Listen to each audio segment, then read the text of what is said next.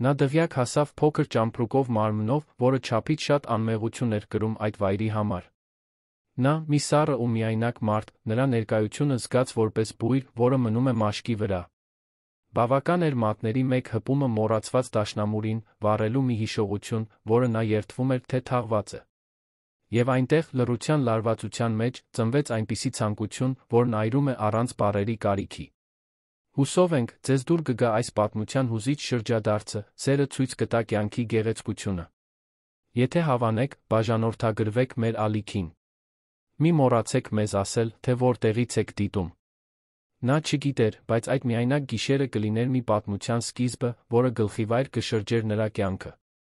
Սյունիքի գյուղական վայրերից մի համեստ ընտանիքից, աշխարհում քիչ փորձ ունենալով իր հետ կրելով միայն փոքր ճամպրուկ ու գույս սիրտ, Տիրանուհի Հովհաննիսյանը համաձայնել էր տնային աշխատողի աշխատանքի, Երանի ամենահարուստ, ամենավախեցնող, ամենամիայնակ գործարարներից մեկի դղյակում։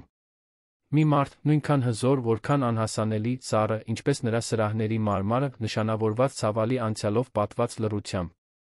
23-ամյա երիտասարդ սյունիքցին պատուհանից դուրս էր նայում ավտոբուսից, մինչ Երանյան մետրոպոլիսի լույսերը հայտնվում էին հորիզոնում։ Կենտրոն թաղամասը, հեղինակավոր թաղամասը, որտեղ նա աշխատելու էր, թվում էր լիովին այլ աշխարհ, Գորիսի, իր հայրենի քաղաքի պարզ փողոցներից։ Տիրանուհի ձեռքերը, որոնք կոշտացել էին գյուղական աշխատանքից, իսկ հետո տեղական ռեստորանում որպես խոհարարի օգնական աշխատելուց, սեղմում էին Հարություն Բաղդասարյանի դղյակի հասցեն, Հայաստանի տեխնոլոգիական ոլորտի խոշորագույն գործարարներից մեկի։ Աղջիկս, մի կորցրու այս հնարավորությունը։ Աշխատավարձը 3 անգամ ավելի է, քան այստեղ կարող ես գտնել, ասել էր տիկին Զարուհին, նրա հարանուհին, ով աշխատում էր տնային աշխատողների գործակալությունում, ստացել էր այդ առաջարկը։ Այն, ինչ Տիրանուհին չգիտեր, այն էր, որ վերջին 8 ամիսներին արդեն 5 տնային աշխատող հրաժարվել էին այդ աշխատանքից։ Ոչ ոք չէր դիմանում դղյակի ճնշող մթնոլորտին կամ տիրոջ դժվար բնավորությանը, 38-ամյա այրի տղամարդ, ով հազվադեպ էր խոսում աշխատակիցների հետ։ Տաքսին կանգնեց մշակված երկաթյա շքեղ դարպասի դիմաց։ Տունը ոչ միայն դղյակ էր, այլ գրեթե ժամանակակից պալատ, համարձակ ճարտարապետական գծերով, որոնք հակադրվում էին կատարելապես խնամված այգիների առատ կանաչիով։ Տիրանուհին զգաց, որ իր ստամոքսը խառնվեց։ Մի պահ մտածեց հրաժարվել։ Օրիորդ Հովհաննիսյան, կոպիտ ձայն նրան դիմավորեց, երբ անվտանգության աշխատակիցը վերջապես բացեց դարպասը, ցուցակում նրա անունը հաստատելուց հետո։ Նրան սպասում էր բարձրահասակ, կոշտ կեցվածքով անթերի հավաքված մոխրագույն մազերով մի կին։ Այո, տիկին, պատասխանեց Տիրանուհին, իր սյունիքյան բարբառն էլ ավելի ընդգծված նյարդայնությունից։ Ես Տագուհի Մինասյանն եմ, պարոն Բաղդասարյանի նստավայրի տնային կառավարչուհին։ Հետեք ինձ։ Ես ցույց կտամ ձեր բնակարանը, կբացատրեմ ձեր պարտականությունները։ Եվ, խնդրում եմ, փորձեք այդ ճամպրուկը մարմարյա հատակով չքաշել։ Այն ներկրվել է Իտալիայից։ Դղյակը, մի վայր, որտեղ նույնիսկ քայլերը թվում էին հաշվարկված, իսկ բառերը ծանր, բնակեցված էր կանոններով, դատող հայացքներով, միայնության երկար միջանցքներով։ Տիրանուհին շուտով հասկացավ, որ այնտեղ բավական չէր մաքրել կամ եփել, պետք էր գոյատել փոքր վեճերին, անվստահությանը, ամենակարևորը, տնային կառավարչուհու արամարանքին, մի դառը կին, ով իրեն համարում էր այդ տան իսկական տիրուհին։ Պարոն Բաղդասարյանը խիստ ժամանակացույց հատուկ սովորություններ ունի, բացատրում էր Տագուհին, մինչ նրանք քայլում էին միջանցքով, որը լի էր արվեստի գործերով, որոնք Տիրանուհին երբեք չէր տեսել նույնիսկ գրքերում։ Սուրճը պետք է մատուցվի ուղիղ 6:39։ Նա ճաշում է գրասենյակում։ Ընթրիքը պետք է պատրաստ լինի 20:00-ին, բայց նա հաճախ միայնակ է ուտում գրադարանում։ Երբեք, ոչ մի դեպքում, մի մտեք նրա գրասենյակ առանց կանչվելու։ Երբեք մի ընդհատեք նրան, երբ հեռախոսով է խոսում։ Երբեք մի խոսեք, եթե հարց չտան։ Տագուհին բացեց մի դուռ կողային միջանցքի վերջում, բացահայտելով պարզ, բայց հարմարավետ սենյակ, շատ ավելի լավ, քան այն խցիկը, որը Տիրանուհին կիսում էր երկու զարմուհիների հետ Գորիսում։ Ձեր պարտականությունները ներառում են ընդհանուր տարածքների մաքրումը, խոհանոցում լվացքատանը օգնությունը։ Մենք կտանք ձեր համազգեստը։ Վաղը սկսում եք 5:39։ Հարցեր ունեք։ Տիրանուհին բացասաբար գլխով արեց։ Տագուհին ճակատը կնճռեց։ Այստեղ մենք պատասխանում ենք, այո, տիկին կամ ոչ, տիկին։ Հասկանալի։ Այո, տիկին, շտապեց պատասխանել։ Շատ լավ։ Եվս մի բան։ Պարոն Բաղդասարյանը չի սիրում աղմուկ, ոչ երաժշտություն, ոչ բարձր ծիծաղ, ոչինչ, ինչը կարող է խանգարել նրան։ Երբ տնային կառավարչուհին վերջապես դուրս եկավ, տիրանուհին նստեց մահճակալին երկար հառաչեց։ Ինչ էր պատահել այդ մարդու կյանքում, որ ստեղծել էր այդքան սառը միջավայր։ Առաջին շաբաթներին տիրանուհին հազվադեպ էր տեսնում տիրոջը։ Հարություն Բաղդասարյանը գրեթե ստվեր էր իր սեփական տանը։ Բարձրահասակ, միշտ անթերի հագնված մուգ կոստյումներով, խորը շագանակագույն աչքերով, որոնք թվում էր մարդկանց միջով էին տեսնում, առանց իրականում նրանց տեսնելու։ Մյուս աշխատակիցները վարորդ Պավլեն, խոհարարուհի տիկին Սոնան, այգեպան պարոն Անդրանիկը մի քանի օրավարձով աշխատողներ, ովքեր երբեմն գալիս էին, իրենց գործերն անում էին լուռ, կարծես վախենալով արթնացնել որե քնած գազան։ Ինչու է նա այդքան փակ, տիրանուհին համարձակվեց հարցնել տիկին Սոնային մի առավոտ, երբ օգնում էր սուրճ պատրաստել։ Խոհարարուհին, մոտ 60 տարեկան ամուր տիկին, բարի հայացքով, իջեցրեց ձայնը։ Կինը մահացել է 5 տարի առաջ։ Ավտովթար։ Հղի էր 7 ամսական։ Տիրանուհին սրտի ցավ զգաց։ Ախ, ինչ տխրությունը։ Տագուհին նրանց մոտ էր աշխատում դեռ ամուսնությունից առաջ։ Ասում են, միշտ սիրահարված է եղել նրան, բայց տերը միայն տիկին Հռիփսիմեի համար էր աչքեր ունեցել։ Նրա մահից հետո նա այլս նույնը չէր։ Իսկ Տագուհին նա դարձավ տան տիրուհին, իր ձով։ Օրերն անցնում էին, տիրանուհին սկսեց հասկանալ այդ վայրի լուռ դինամիկան։ Տագուհին դիտում էր նրա յուրաքանչյուր քայլը, քննադատելով նույնիսկ սրբիչները ծալելու կամ ծաղիկները դասավորելու ձը։ Բայց երիտասարդ սյունիքցի աղջկա մեջ կար մի բան, որը նրան տարբերում էր մյուս աշխատողներից։ Նա հեշտությամբ չէր վախենում։ Մի կեսօր, երբ մաքրում էր երաժշտական սենյակը, գրեթե լքված սենյակ, շորով ծածկված մեծ դաշնամուրով, տիրանուհին չդիմացավ։ Համոզվելով, որ միայնակ է, հանեց շորը նրբորեն հարվածեց մի քանի ստեղների։ Նա մի փոքր սովորել էր Գորիսի քոլեջի մի անձնուհիներից։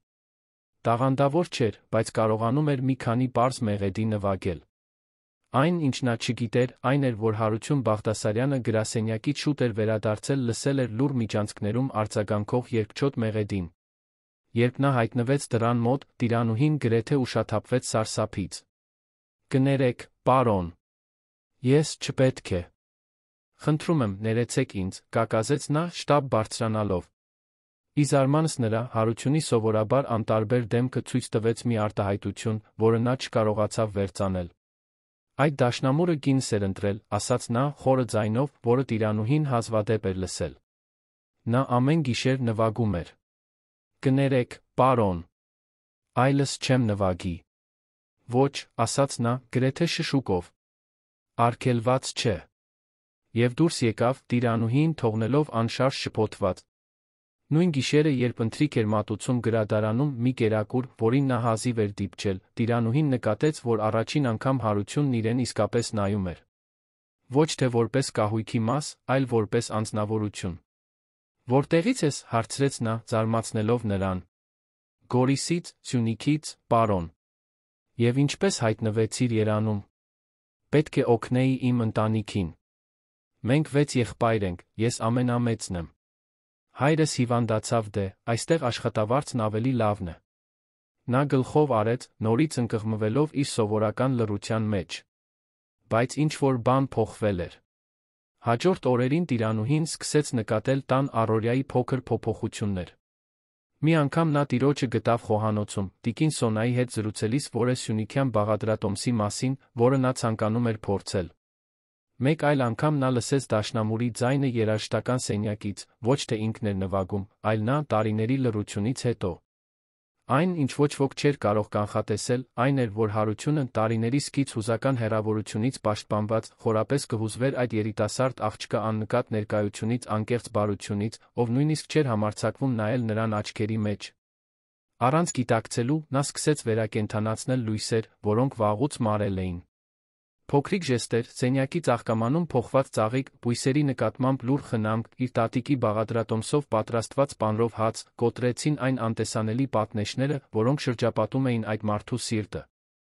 Տագուհին, սակայն, ամեն ինչ դիտում էր բազեի աչքերով։ Տիրոջ նոր աշխատողի միջ մոտեցումը, թե նուրբ ու անմեղ, նրա մեջ առաջացրեց քայքայիչ նախանձ։ Տիրանուհի, գոհ չեմ քո աշխատանքից գրադարանում։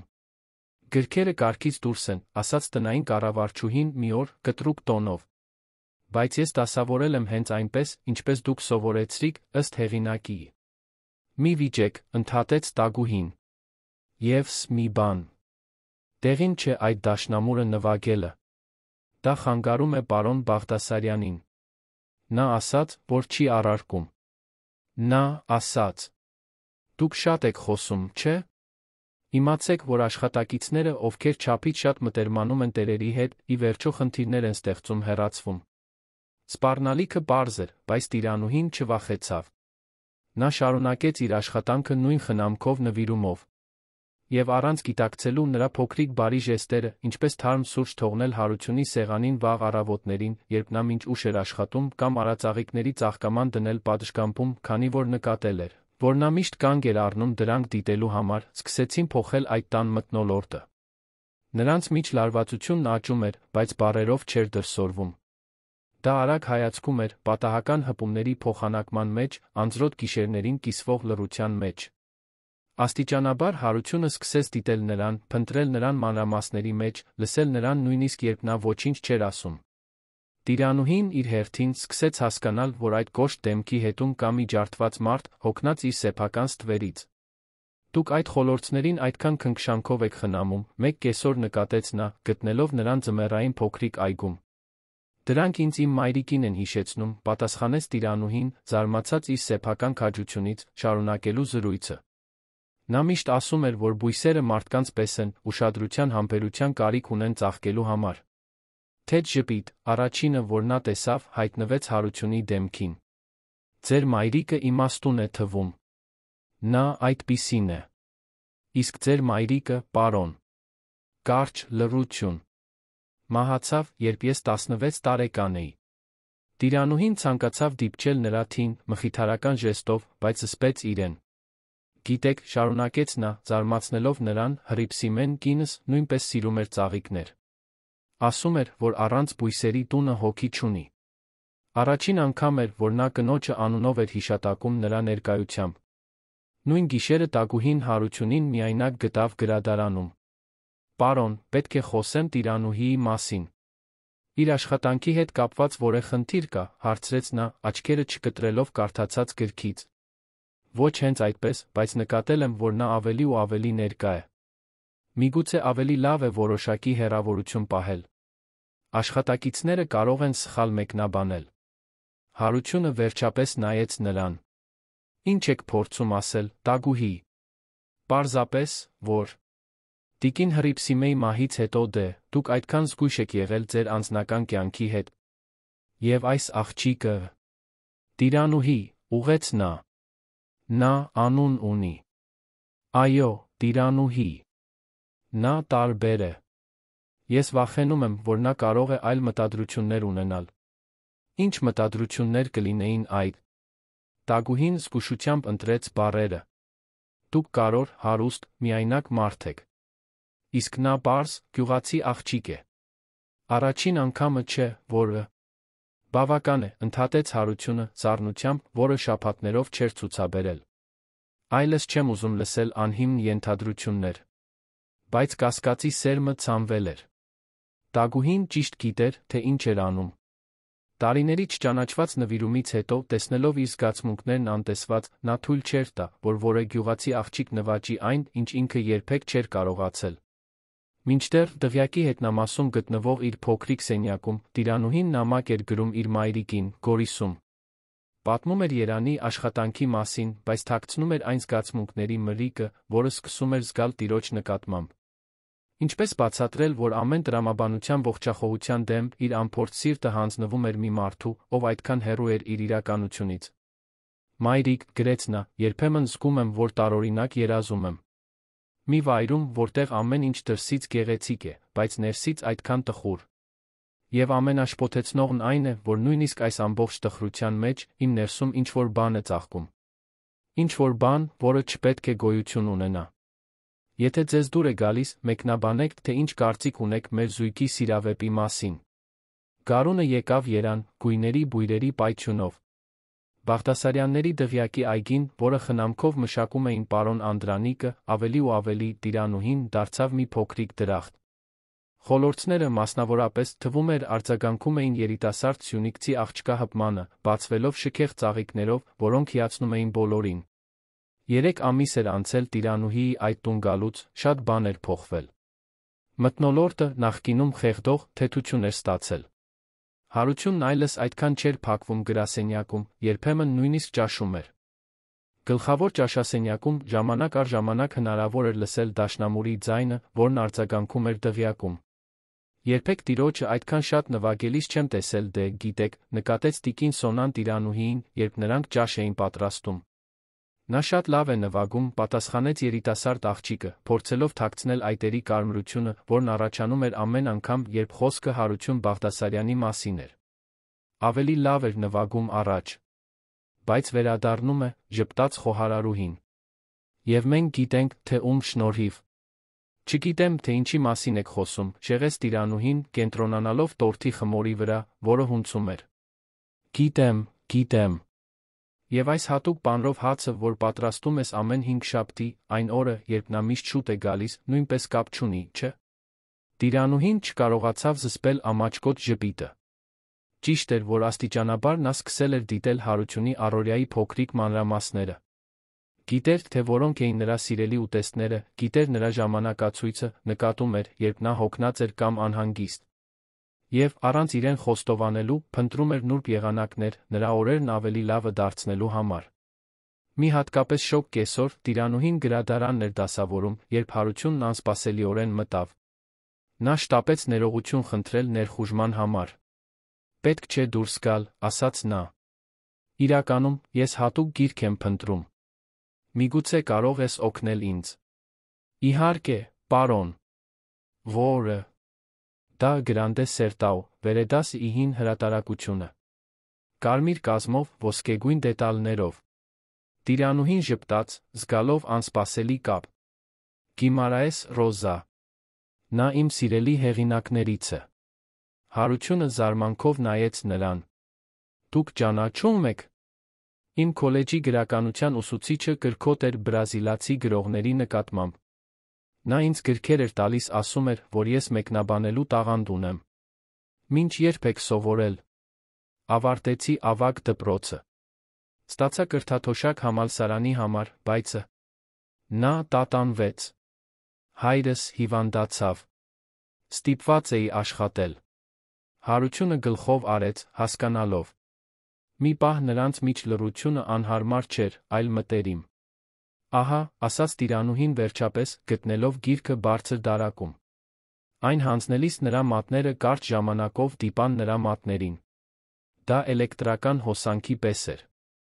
Շնորհակալություն, մրմնջաց նա, հայացքը չկտրելով։ Դուք կցանկանայիք այստեղից ինչ-որ բան կարդալ։ Կարող եք վերցնել ինչ ուզեք։ Պարզ ժեստը խոչընդոտների հսկայական կոտրում էր։ Այդ գրքերը, շատերը հազվագյուտ ու արժեքավոր, Հարությունի անձնական գանձն էին։ Ես շատ կցանկանայի, պարոն։ Հարություն, ուղեց նա, գրեթե շշուկով։ Երբ միայնակ լինենք, կարող ես ինձ Հարություն կանչել։ Այդ օրվանից սկսվեց մի նոր արարողություն։ Տիրանուհին երբեմն գրքեր էր գտնում, ռազմավարականորեն թողնված իր սենյակում, բրազիլական դասականներ, պոեզիա, մի քանի թարգմանված միջազգային ստեղծագործություններ։ Երբեմն լինում էին փոքրիկ էջանիշներ, նրա արած նշումներով, որոնք ընդգծում էին հատուկ հատվածներ։ Փոխարենը, նա սկսեց փոքրիկ նվերներ թողնել Հարությունի համար, իր պատրաստած ձեռագործ էջանիշ, այգու ծաղիկներով հատուկ կոմպոզիցիա, պանրով հացերի լրացուցիչ խմբաքանակ, թողնված նրա սեղանին պարզ գրությամբ, ընթերցանությունը ոգեշնչելու համար։ Այն, ինչ նրանցից ոչ մեկը չէր նկատում, այն էր, որ տագուհին ամեն ինչ դիտում էր աճող դառնությամբ։ Տնային կառավարչուհին, ով տարիներ շարունակ անպատասխան զգացմունքներ էր տածում Հարությունի նկատմամբ, տիրոջ աշխատողի միջ մոտեցման մեջ տեսնում էր ոչ միայն իր հեղինակությանը սպառնալիք, այլ անձնական դավաճանություն։ Տիրանուհի, կանչեց տագուհին մի առավոտ, կեղծ քաղցր տոնով։ Պետք է խոսենք քո պարտականությունների մասին։ Այո, տիկին։ Նկատել եմ, որ բավականին ժամանակ ես անցկացնում գրադարանում։ Եվ երաժշտական սենյակում։ Ես պարզապես կատարում եմ իմ պարտականությունները, տիկին։ Պարոն Բաղդասարյանը Պարոն Բաղդասարյանը, ընդհատեց Տագուհին, չափազանց բարի մարդ է, նկատելու համար, երբ օգտվում են իր բարությունից։ Բայց ես այդպիսին չեմ։ Տիրանուհին զգաց, որ արյունը դեմքին է բարձրանում։ Ամբողջ հարգանքով, ես ոչնչից չեմ օգտվում։ Ոչ։ Իսկ այդ գրքերը քո սենյակում։ Իսկ այդ ավելի ու ավելի հաճախակի զրույցները։ Կարծում ես չգիտեմ, որ դու նվագում ես այդ դաշնամուրը, երբ նա գալիս է ուշադրություն գրավելու համար։ Դուք սխալվում եք։ Ես պարզապես… Դու պարզապես ոչինչ։ Դու տնային աշխատող ես, տիրանուհի։ Քո պարտականությունն է մաքրել, ծառայել, հնազանդվել։ Ոչ թե նվաճել տիրոջը քո գյուղացի աղջկա հնարքներով։ Բառերը տիրանուհին հարվածեցին ապտակի պես։ Նա միշտ գիտակցել էր իր հարությունի միջ սոցիալական տարբերությունը, բայց այդքան դաժանորեն բացահայտված լսելը ավելի էր ցավեցնում, քան սպասում էր։ Ես հստակ գիտեմ իմ տեղը, տիկին, պատասխանեց նա արժանապատվությամբ։ Եվ նա գիտեմ ճանաչել նախանձը, երբ տեսնում եմ այն։ Տագուհիի դեմքը վերածվեց կատաղության դիմակի։ Դու դրա համար կզղջաս, աղջիկս։ Շատ։ Նույն կեսօր դղյակում մթնոլորտն էլ ավելի լարվեց, երբ Տագուհին բոլոր աշխատակիցներին հավաքեց խոհանոցում։ Ուշադրություն, խնդրում եմ, հայտարարեց նա հանդիսավոր ձայնով։ Շատ լուրջ բան է պատահել։ Պարոն Բաղդասարյանի գրպանի ժամացույցը, ոսկյա մի կտոր, որը պատկանում էր նրա հորը, անհետացել է գրասենյակից։ Անհանգստության շշուկ անցավ խմբի միջով։ Այդ ժամացույցը Հարությունի ամենաթանկարժեք ստացվածքներից էր, իր հոր անձնական քիչ իրերից մեկը, որը նա պահում էր։ Ակնհայտ է, որ ինչ-որ մեկն այստեղից վերցրել է այն, շարունակեց Տագուհին, հայացքով շրջելով բոլորի վրա, բայց կանգ առնելով տիրանուհիի վրա։ Ես հնարավորություն կտամ մեղավորին խոստովանելու։ Հակառակ դեպքում մենք ստիպված կլինենք խուզարկել բոլորի սենյակները։ Սա անհեթեթություն է, բողոքեց Պավլեն, վարորդը։ Մենք այստեղ տարիներով ենք աշխատում։ Ոչ ոք ոչինչ չէր գողանա։ Ոչ բոլորն են այստեղ տարիներով աշխատում, պատասխանեց Տագուհին, ուղիղ նայելով տիրանուհիին։ Որոշ մարդիկ նոր են եկել, արդեն ստացել են արտոնություններ։ Ցածր հարվածն ակնհայտ էր։ Տիրանուհին զգաց գործընկերների հայացքները իր վրա, ոմանք շփոթված, ոմանք կասկածանքով։ Ես ոչ մի ժամացույց չեմ վերցրել, հաստատեց նա ամուր ձայնով։ Կտեսնենք, սառը ժպտաց Տագուհին։ Որոնումները կսկսենք վաղ առավոտյան, եթե առարկան մինչ այդ չհայտնվի։ Այդ գիշեր տիրանուհին հազիվ քնեց։ Գիտեր, որ անմեղ է, բայց նա գիտեր, որ Տագուհին ամեն ինչ կանի իրեն մեղադրելու համար։ Մտածեց ուղղակիորեն խոսել Հարությունի հետ, բայց տատանվեց։ Չէր ուզում թվալ, թե օգտագործում է նրանց մտերմությունը առավելություններ ստանալու համար։ Հաջորդ առավոտ, ինչպես իրականություն դարձած մղձավանջ, ժամացույցը հայտնվեց թաքնված տիրանուհիի հագուստների մեջ, Տագուհիի կողմից բոլոր աշխատակիցների ներկայությամբ իրականացված խուզարկության ժամանակ։ Ոչ։ Սա անհնար է, սարսափած բացականչեց տիրանուհին։ Ես երբեք դա չեմ վերցրել։ Ինչ որ մեկն է դրել այնտեղ։ Իհարկե, իհարկե, պատասխանեց Տագուհին։ Կեղծ հասկացողությամբ։ Միշտ այդպես են ասում։ Նվաստացումը լիակատար էր։ Մյուս աշխատակիցները, նույնիսկ նրանք, ովքեր սիրում էին տիրանուհիին, այժմ նայում էին նրան հիասթափությամբ, անվստահությամբ։ Տիկին Սոնան հատկապես վիրավորված էր թվում, նա պաշտպանել էր երիտասարդ սյունիքցի աղջկան ի սկզբանե։ Ես անմիջապես կտեղեկացնեմ պարոն Բաղդասարյանին, հայտարարեց Տագուհին, աչքերում հաղթական փայլով։ Եվ կարծում եմ, որ ձեր ներկայությունն այս տանը այլս անհրաժեշտ չի լինի, տիրանուհի։ Կոտրված սրտով զսպված արցունքներով տիրանուհին վերադարձավ սենյակ, սկսելու հավաքել իր քիչ ունեցվածքը։ Ինչպես բացատրել ընտանիքին, որ հեռացվել է գողության համար։ Ինչպես դիմակայել այդ տանից վտարվելու ամոթին հենց այն ժամանակ, երբ սկսում էր զգալ, որ այնտեղ իր տեղը գտել է։ Եվ ավելի վատ։ Ինչպես դիմանար Հարությունի հիասթափված հայացքին, երբ իմանար։ Բայց լռության մեջ ծնվող սիրավեպը բարձր արձագանքներ կառաջացներ։ Տնային կառավարչուհին, նախանձից ձախողված կրքից բռնված, սկսեց ինտրիգներ սերմանել։ Մեղադրեց տիրանուհին գողության մեջ, բացահայտեց նրա համեստ ծագումը, փորձեց պղծել նրա կերպարը մյուս աշխատակիցների առջ։ Մի արժեքավոր ժամացույց խորհրդավոր կերպով հայտնվեց նոր աշխատողի իրերի մեջ, հրապարակային նվաստացումը գրեթե ոչնչացրեց նրան։ Այնուամենայնիվ, առաջին անգամ Հարությունը միջամտեց։ Նա ոչ միայն պաշտպանեց նրան, այլ իր անվստահ հայացքով զինաթափեց ամբողջ տունը, առաջին անգամ նա ընտրեց վստահել։ Երբ իր հագուստները դնում էր ճամպրուկի մեջ, տիրանուհին մի շարժում լսեց միջանցքում։ Սենյակի դուռը առանց արարողակարգի բացվեց, այնտեղ էր Հարությունը մի արտահայտությամբ, որը նա երբեք չէր տեսել, զսպված զայրույթի վճռականության խառնուրդ։ «Պարոն Բաղդասարյան, ես երդվում եմ, որ ոչը»։ «Ես գիտեմ», ընդհատեց նա։ «Պետք չէ երդվել»։ Տագուհին հայտնվեց նրա հետից, ակնհայտորեն անհանգիստ։ «Պարոն», ժամացույցը նրա մոտ էր։ Բոլորը տեսան։ Հարությունը դանդաղ շրջվեց, դեմ առ դեմ կանգնելու տնային կառավարչուհու հետ։ «Տագուհի, քանի՞ տարի ես աշխատում իմ ընտանիքի համար»։ 22 տարի, պարոն, պատասխանեց նա շփոթված անսպասելի հարցից։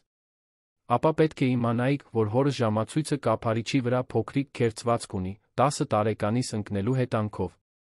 Տագուհիի դեմքը գունատվեց։ Այն ժամացույցը, որը դուք գտել եք, շարունակեց Հարությունը, հեգնանքով ընդգծելով բառը, պատճեն է, որը ես մի քանի տարի առաջ եմ գնել։ Բնօրինակը պահվում է բանկի պահատուփում, ինչպես դուք լավ գիտեք։ Մահացու լռություն իջավ սենյակի վրա։ Մյուս աշխատակիցները, ովքեր դիտում էին դռնից, զարմացած հայացքներ փոխանակեցին։ Ես չգիտեի, կակազեց Տագուհին։ Չգիտեիք, թե… Ընտրեցիք մի կտոր, որը կարծում էիք, թե ոչ ոք տարբերությունը չի նկատի։ Հարությունը խորը շունչ քաշեց, զսպելով ակնհայտ զայրույթը։ Դուք բոլորդ վերադարձեք ձեր գործերին։ Տագուհի, 10 րոպեից գրադարանում սպասեք ինձ։ Եվ տիրանուհի, խնդրում եմ, բացեք այդ ճամպրուկը։ Դուք ոչ մի տեղ չեք գնում։ Երբ բոլորը հեռացան, տիրանուհին վերջապես թույլ տվեց արցունքներին հոսել։ Լարվածությունը, վախը, ամոթը, ամեն ինչ պայթեց լուռ հառաչանքով, թեթացումից։ Հարությունը, ով դեռ չէր հեռացել, երկչոտ մոտեցավ։ Շատ եմ ցավում դրա համար, ասաց նա նրբությամբ, որը հակադրվում էր քիչ առաջվա ամրությանը։ Պետք է ավելի շուտ նկատեի, թե ինչ էր կատարվում։ Դուք հավատացիք ինձ, մրմնջաց տիրանուհին, սրբելով արցունքները։ Հարություն, ուղեց նա նորից, փոքրիկ ժպիտով։ Եվ այո, հավատացի։ Միշտ կհավատամ։ Պահը չափազանց ինտենսիվ էր։ Նրա աչքերում կար մի բան, որը գերազանցում էր վստահությունը կամ կարեկցանքը։ Մի բան, որը ստիպեց տիրանուհիի սրտին արագանալ։ Շնորհակալություն։ Հարություն։ Նա գլխով արեց, հանկարծ գիտակցելով իրավիճակի մտերմությունը, դուրս եկավ Տագուհիի հետ իր զրույցի համար։ Այն, ինչ ասվեց գրադարանում այդ օրը, մնաց նրանց միջ, բայց արդյունքը պարզ էր։ Թե չհեռացվեց, տնային կառավարչուհին կորցրեց իր հեղինակության մեծ մասը տանը։ Եվ Հարությունի տիրանուհիի հարաբերություններս մեկ քայլ կատարեցին դեպի ավելի խորը բան։ Նույն գիշերը, քնել չկարողանալով, տիրանուհին գրավվեց դաշնամուրի ձայնով։ Հետելով մեղեդուն, նա Հարությունին գտավ երաժշտական սենյակում, նվագելիս մի ստեղծագործություն, որը նա երբեք չէր լսել, ինչ-որ մելամաղձոտ, բայց տարօրինակ կերպով հույս ներշնչող։ Կներեք, չէի ուզում ընդհատել, ասաց նա, կանգ առնելով դռան մոտ։ Մտիր, հրավիրեց նա, չդադարելով նվագել։ Ես սա վաղուց էի հորինել, Հռիփսիմեի համար։ Երբեք չավարտեցի։ Տիրանուհին մոտեցավ, նստելով մոտակա բազկաթոռին։ Շատ գեղեցիկ է։ Անավարտ մնաց, ինչպես կյանքի շատ բաներ։ Նա դադարեց նվագել, հեռավոր արտահայտությամբ նայելով դաշնամուրին։ Գիտեք, տարիներ շարունակ կարծում էի, որ այլս երբեք չեմ կարողանա զգալ ոչինչ։ Որ դատապարտված էի ապրելու որպես դատարկ կեղ, պարզապես կատարելով պարտականություններ, շնչելով առանց իրականում ապրելու։ Իսկ հիմա… Հարությունը նայեց նրան, այնպիսի ինտենսիվությամբ, որը տիրանուհին սարսռեցրեց։ Հիմա հասկանում եմ, որ սխալվել եմ։ Որ կյանքը, որքան էլ երբեմն դաժան լինի, կարող է նա զարմանալի լինել։ Որ լույսը կարող է նորից մտնել, նույնիսկ ամենափոքր ճեղքերից։ Այդ վստահությունը վերածվեց մտերմության։ Մի փոթորկոտ գիշեր, առաջնորդվելով երաժշտությամբ, որը նա ինքն էր նորից նվագում տարիներ անց, Հարությունը տիրանուհին գտավ լուռ լսելիս։ Հենց այնտեղ ստվերներով դաշնամուրի նոտաներով լցված սենյակում տեղի ունեցավ առաջին մտերիմ երկխոսությունը։ Եվ հենց այնտեղ նրա դիպչումը նրա դեմքին բացահայտեց ավելին, քան ցանկությունը, բացահայտեց հարգանք, խոնարհում ինչ-որ հզոր բանի սկիզբ։ Երբեմն կարծում եմ, որ դու այդ ծաղիկների պես ես, որոնց այդքան քնքշանքով ես խնամում, ասաց նա, մոտենալով թեթակի դիպչելով տիրանուհիի դեմքին։ Արտաքուստ փխրուն, բայց արտակարգ ներքին ուժով։ Նա փակեց աչքերը, զգալով այդ ձեռքի ջերմությունը իր մաշկի վրա։ Ես վախենում եմ, խոստովանեց։ Ինձնից։ Մեզանից։ Այն ամենից, ինչ կատարվում է։ Այն բանից, թե ինչպես դա կարող է ավարտվել։ Հարությունը խորը շունչ քաշեց։ Ես նույնպես վախենում եմ։ Նորից զգալուց, նորից կորցնելու հնարավորությանը բացվելուց։ Բայց ավելին, ես վախենում եմ չփորձելուց։ Դրսում փոթորիկներ մռնչում, ամպրոպներով, որոնք ստիպում էին տանը դողալ։ Բայց ներսում, երկու սրտերի մեջ ընկած մտերիմ տարածքում, որոնք սկսում էին ճանաչել միմյանց, կար ավելի մեծ փոթորիկ, զսպված զգացմունքների, մերժված ցանկությունների, հնարավորությունների, որոնք այդքան անհավանական էին թվում, այնուամենայնիվ, այդքան անխուսափելի։ Հարությունը դիպչեց տիրանուհիի մազերին, հեռացնելով դեմքից մի անկարգ մազափունջ։ Դու ավելին ես արժանի, քան սա։ Ավելին, քան կոտրված մարդ, ավելին, քան դղյակի հետնամասում թաքնված կյանք։ Մի ասեք ինձ, թե ինչի եմ արժանի, պատասխանեց նա զարմանալի ամրությամբ։ Ես ամբողջ կյանքս լսել եմ մարդկանցից, թե ինչ կարող եմ կամ չեմ կարող ունենալ, ուր կարող եմ կամ չեմ կարող գնալ, ինչ կարող եմ կամ չեմ կարող զգալ։ Նա ժպտաց, անկեղծ ժպիտով, որը փոխում էր նրա սովորաբար խիստ դեմքը։ Երբեք քեզ նման մարդու չեմ հանդիպել։ Ես էլ քեզ նման։ Եվ այնուհետ, կարծես ժամանակը կանգ էր առել, կարծես դրսի աշխարհը գոյություն չուներ իր պայմանականություններով, դատողություններով, հարությունը խոնարհվեց իր շուրթերով դիպչեց տիրանուհիի շուրթերին։ Նուրբ համբույր, գրեթե հարգալից, բայց լի խոստումներով։ Երբ նրանք հեռացան, երկուսն էլ գիտեին, որ այլս ոչինչ նախկինի պես չի լինի։ Որ այդ գիծը հատվել էր, հետդարձի ճանապարհ չկար։ Լավ կամ վատ, նրանց ճակատագրերը միահյուսված էին։ Տագուհին դա չի ընդունի, մրմնջաց տիրանուհին, հանկարծ հիշելով իրեն շրջապատող իրականությունը։ Տագուհին ինձ համար է աշխատում, ոչ թե հակառակը, պատասխանեց հարությունը։ Բայց դու ճիշտ ես անհանգստանալու հարցում։ Մարդիկ կխոսեն, կդատեն, կփորձեն մեզ բաժանել։ Հարցն այն է, մենք պատրաստ ենք դրան դիմակայել։ Տիրանուհիի պատասխանը բառերով չեղավ, այլ նոր համբույրով, այս մեկն ավելի վստահ, ավելի վճռական։ Համբույր, որն ասում էր այն ամենը, ինչ պետք էր ասել։ Այդ գիշերը նշանավորեց նրանց կյանքի նոր փուլի սկիզբը։ Հաջորդ օրերին նրանք ստիպված էին զգույշ լինել, հանդիպելով գողացված պահերին, զրույց գրադարանում բոլորի հեռանալուց հետո, զբոսանք այգում արածագին, ձեռքեր, որոնք փնտրում էին միմյանց սեղանի տակ, ակնհայտորեն պատահական նախաճաշի ժամանակ։ Տագուհին, ինչպես սպասվում էր, նկատեց փոփոխությունը։ Թե կոնկրետ ապացույցներ չուներ, օդում զգում էր նրանց միջ էլեկտրականությունը։ Եվ նրա դառնությունը միայն աճում էր։ Պարոն, մտադիր եք մասնակցել Երանի հիմնադրամի բարեգործական ընթրիքին հաջորդ շաբաթ, հարցրեց նա հարությունին մի կեսօր, կեղծ անտարբերությամբ։ Այո, դա կարող է ընկերության համար, պատասխանեց նա, աչքերը չկտրելով վերլուծվող փաստաթղթերից։ Մամուլն այնտեղ կլինի։ Երանյան հասարակության բոլոր մեծ անունները։ Եվ ինչ։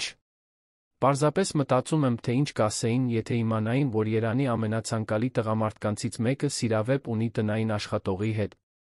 Հարությունը վերջապես բարձրացրեց հայացքը, սառը նայելով նրան։ Զգույշ եղեք, Տագուհի։ Դուք արդեն հատել եք սահմաններ, որոնք չպետք է անցնեիք։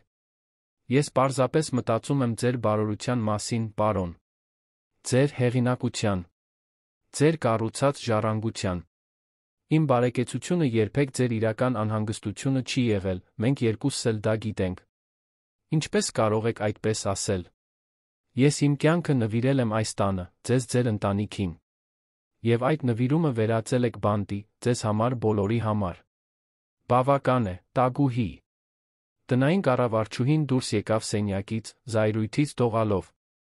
Նա այդպես չէր նվաստացվի, ոչ այսքան տարիների չճանաչված նվիրումից հետո։ Եթե հարությունը կարծում էր, որ կարող է պարզապես իր սրտում իրեն փոխարինել որևէ գյուղացի աղջկա հետ, ապա նա խորապես սխալվում էր։ Նույն գիշերը, մինչ տունը քնած էր, Տագուհին զանգահարեց։ Հեռախոսի մյուս ծայրում մի կին ձայն պատասխանեց մի քանի զանգից հետո։ Մարո։ Ես Տագուհին եմ։ Հիշում ես այն անգամը, երբ ասացիր ինձ, որ եթե Երանի հարուստների մասին որևէ հետաքրքիր պատմություն ունենամ, կարող ես հրապարակել։ Դե, ես ունեմ մի բան, որը կհետաքրքրի քո բամբասանքների սյունակը։ Ձմեռային արը թույլ էր լուսավորում դղյակի հետնամասում գտնվող պարզ սենյակը, երբ տիրանուհին արթնացավ դռան համար թակ օձից։ Դեռ քնկոտ, նա վեր կացավ բացեց դուռը, տեսնելով տիկին Սոնային, անհանգստացած արտահայտությամբ ձեռքին թերթով։ Աղջիկս, դու պետք է սա տեսնես, ասաց խոհարարուհին, արագ մտնելով փակելով դուռը իր հետից։ Տիրանուհին վերցրեց թերթը զգաց, որ արյունը սառեց երակներում։ Երանի ամենահայտնի թերթերից մեկի բամբասանքների սյունակում կար մի գրավիչ վերնագիր, այրի գործարարը մխիթարվում է տնային աշխատողի գրկում։ Տեքստը, լի չար մտաղացումներով, կիսաճշմարտություններով, ենթադրում էր, որ տիրանուհին օպորտունիստ էր, ով օգտվել էր հարուստ միայնակ մարդու հուզական խոցելիությունից։ Ինչպես դա պատահեց, կակազեց նա, զգալով, որ ոտքերը թուլանում են։ Տագուհին, վստահորեն պատասխանեց տիկին Սոնան։ Ով ուրիշը կունենար շահագրգռվածություն ձեզ այդպես բացահայտելու մեջ։ Հարությունն արդեն տեսել է։ Դեռ սենյակից դուրս չի եկել, բայց շուտով դուրս կգա։ Պավլեն ասաց, որ տան հեռախոսները վաղ առավոտվանից չեն դադարում զանգել։ Լրագրողներ, բամբասողներ, մարդիկ, ովքեր ցանկանում են հաստատել պատմությունը։ Տիրանուհին նստեց մահճակալին, շշմած։ Իր անմեղության մեջ նա երբեք չէր պատկերացրել, որ Հարությունի հետ իր զուսպ սիրավեպը կարող է դառնալ հրապարակային սկանդալ։ Հիմա նա տեսնում էր իր անունը հեղինակությունը ցեխի մեջ նետված, նկարագրված որպես շահամոլ գյուղացի աղջիկ, ով կախարդել էր տիրոջը։ Ինչ անեմ, տիկին Սոնա։ Խոհարարուհին նստեց նրա կողքին, մխիթարական ձեռքը դնելով նրա ուսերին։ Նախ, հանգստացիր։ Տերը բամբասանքներից չի տարվում։ Նա կպաշտպանի ձեզ։ Այդքան պարզ չէ, պատասխանեց տիրանուհին, արցունքները սկսեցին հոսել։ Դա կազդի նրա բիզնեսի, հանրային կերպարի վրա։ Մարդիկ արդեն խոսում են։ Այդ պահին մեկ թակոց դռանը։ Երբ տիկին Սոնան բացեց, սենյակ մտավ մի ակնհայտորեն փոխված Հարություն։ Տիրանուհին նրան երբեք այդքան կատաղած չէր տեսել։ Դուք սա արդեն տեսել եք, հարցրեց նա, բռնելով նույն թերթի մեկ այլ օրինակ։ Տիրանուհին պարզապես գլխով արեց, անկարող խոսելու։ Հարությունը շրջվեց դեպի տիկին Սոնան։ Կարող եք մեզ միայնակ թողնել, խնդրում եմ։ Երբ խոհարարուհին դուրս եկավ, նա նստեց տիրանուհիի կողքին, նրա ձեռքերը բռնելով իր ձեռքերի մեջ։ Նրա դեմքի զայրույթը տեղի տվեց անկեղծ անհանգստությանը։ Շատ եմ ցավում, որ դու սա ես անցնում, ասաց նա։ Ամեն ինչ իմ մեղքն է։ Ոչ, բողոքեց տիրանուհին։ Մենք երկուսս էլ գիտեինք, որ դա կարող է պատահել։ Միգուցե ոչ այս ծով, բայց… Տագուհին արդեն հեռացվել է։ Պավլեին խնդրեցի տանել նրան հյուրանոց։ Նա այլս ոտք չի դնի այս տուն։ Դա միայն կհաստատի լուրերը։ Ինձ չի հետաքրքրում, ամուր պատասխանեց Հարությունը։ Ինձ հետաքրքրում ես դու, մենք։ Տիրանուհին զգաց, որ սիրտը սեղմվում է։ Ինչքան հեշտ կլիներ հավատալ այդ բառերին, լիովին հանձնվել այդ սիրուն։ Բայց իրականությունն ավելի բարդ էր։ Սկանդալն արդեն փողոցներում էր, նա գիտեր, որ ազդեցությունն ավելի մեծ կլինի Հարությունի համար, քան իր։ Նրա հասակի գործարարը, այդքան շատ բիզնեսներով կապերով, չէր կարող պարզապես անտեսել հանրային կարծիքը։ Հարություն, մենք պետք է հանգիստ մտածենք։ Դա կազդի ձեր ընկերության, ձեր բիզնեսի վրա։ Մի թերագնահատեք ինձ, ժպտաց նա, շոյելով նրա դեմքը։ Ես կայսրություն եմ կառուցել զրոյից։ Գոյատել եմ աշխարհում ամենասիրելի մարդու կորուստը։ Իսկապես կարծում եք, որ վախենում եմ մի քանի բամբասողներից։ Միայն դա չէ։ Ձեր ընտանիքը, ձեր ընկերները… Նրանք, ովքեր կարոր են, կհասկանան։ Նրանք, ովքեր չեն հասկանա, կարոր չեն։ Սենյակի հեռախոսը զանգեց, ընդհատելով պահը։ Հարությունը պատասխանեց, նրա դեմքը նորից կոշտացավ, երբ լսում էր։ Ես հարցազրույցներ չեմ տա, չոր պատասխանեց նա։ Եվ եթե շարունակեմ ոտնձգություն անել իմ աշխատակիցների նկատմամբ, ես իրավական միջոցներ կձեռնարկեմ։ Երբ անջատեց, վճռականորեն շրջվեց դեպի տիրանուհին։ Մենք մի քանի օրով կհեռանանք այստեղից։ Ես տուն ունեմ Դիլիջանում, լեռներում։ Ոչ ոք մեզ չի անհանգստացնի այնտեղ, մինչ այս փոթորիկը կանցնի։ Նա տատանվեց։ Փախչելը մեղքի ընդունում կթվա։ Մենք չենք փախչում։ Մենք մեզ տարածություն ենք տալիս շնչելու, մտածելու, միասին լինելու առանց այս ճնշման։ Առաջարկը գայթակղիչ էր։ Օրեր հեռու իրարանցումից, պարզապես երկուսը բնության գրկում։ Բայց տիրանուհի ներսում մի ձայն, միգուցե նույնը, որը ստիպել էր նրան թողնել Սյունիքը, ավելի լավ կյանք փնտրելու համար, ասում էր, որ դա լուծումը չէ։ Ես չեմ կարող գնալ, ասաց վերջապես։ Ոչ այսպես, ոչ այնպես, կարծես թաքցնելու բան ունենք։